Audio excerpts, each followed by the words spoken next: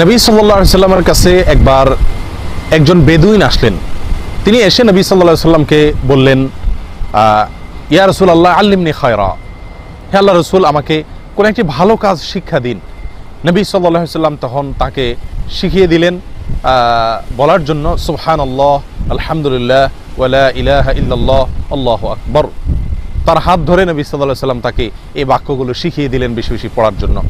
লোকটি চলে গেলেন। এটা শুনে কিছু দূর যাওয়ার পরে তিনি আবার ঘুরে মোড় ঘুরিয়ে ফিরে আসলেন। নবী সাল্লাল্লাহু আলাইহি সাল্লাম তখন মুচকি হেসে বললেন, তাফাক্কার আল বাইস, অর্থাৎ বেচারা কি যেন চিন্তা করছে, কি ভেবে যেন আবার ফিরে আসছে।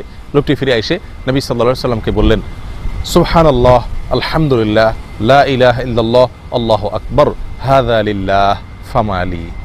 অর্থাৎ আপনি যে বাক্যগুলো আমাকে শেখালেন, এই যে সুবহানাল্লাহ, আলহামদুলিল্লাহ, লা ইলাহা ইল্লাল্লাহ, আল্লাহু আকবার, এই বাক্যগুলো তো আল্লাহর জন্য, আমার কি? অর্থাৎ আমি কি পাবো? এগুলো তো আল্লাহর জন্য আমি প্রশংসা করলাম, আমি বিনিময় কি পাবো? নবী সাল্লাল্লাহু আলাইহি সাল্লাম তখন তাকে বললেন, হে বেদুইন, তুমি যখন বলবে সুবহানাল্লাহ, তখন আল্লাহ বলেন সাথে সাথে উত্তরে, সাদাকত, তুমি সত্য বলেছ। তুমি যখন বলবে আলহামদুলিল্লাহ, তখন আল্লাহ সুবহানাহু ওয়া তাআলা বলবেন, সাদাকত, তুমি সত্য বলেছ। তুমি যখন বলবে লা ইলাহা ইল্লাল্লাহ, তখন আল্লাহ বলবেন তুমি সত্য বলেছ। তুমি যখন বলবে আল্লাহু আকবার, তখন আল্লাহ তাআলা বলবেন তুমি সত্য বলেছ।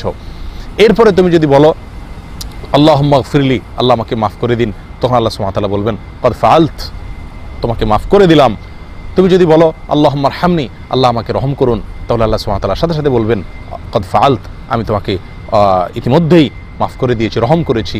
এরপর তুমি যদি বলো আল্লাহুম্মা রযুকনি, আল্লাহ আমাকে রিজিক দান করো, তো আল্লাহ সুবহানাহু ওয়া তাআলা সাথে সাথে জবাবে বলবেন যে কদ ফাআলত, অচিরেই ইতিমধ্যেই আমি তোমাকে দিয়েছি, দান করেছি।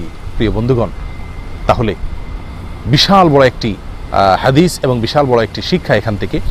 নবী সাল্লাল্লাহু আলাইহি সাল্লাম লোকটিকে এই বাক্যগুলোর কথা বললেন, এবং এগুলো যদি বলি তার জবাবে বিপরীতে আমরা কি পাবো সেটাও নবী সাল্লাল্লাহু আলাইহি সাল্লাম জানিয়ে দিলেন। এরপরে ওই বেদুইন লোকটি দুই হাতকে এক হাতকে অন্য হাতের উপর দিয়ে মুষ্টিবদ্ধ করে এরকমভাবে তৃপ্তির ঢেকু তুলতে তুলতে তারপরে লোকটি ফিরে চলে গেলেন।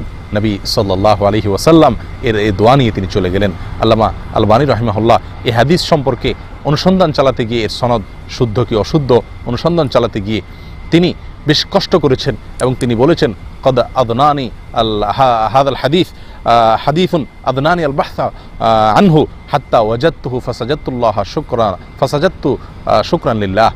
এমন একটি হাদিস, এই হাদিসটি, যে হাদিসটির সনদ এটি শুদ্ধ কি অশুদ্ধ সেটি বের করতে গিয়ে আমার অনেক পরিশ্রম করতে হয়েছে, আমাকে বহু কষ্ট করতে হয়েছে।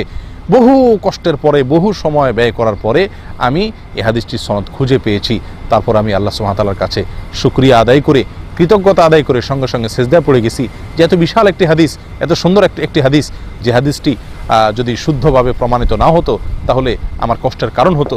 এই জন্য আমি যখন সেটি শুদ্ধ নিশ্চিতভাবে জানতে পারলাম, তখন আল্লাহ সুবহানাহু ওয়া তাআলার কাছে আমি শুকরিয়া আদায় করে সিজদায় অবনত হয়ে পড়ে গিয়েছিলাম। হাদিসটি সুনানে বাইহাকিতে বর্ণিত হয়েছে। আমি আবারও বলছি, সুবহানাল্লাহি ওয়ালহামদুলিল্লাহি ওয়ালা ইলাহা ইল্লাল্লাহু আল্লাহু আকবার, আল্লাহুম্মা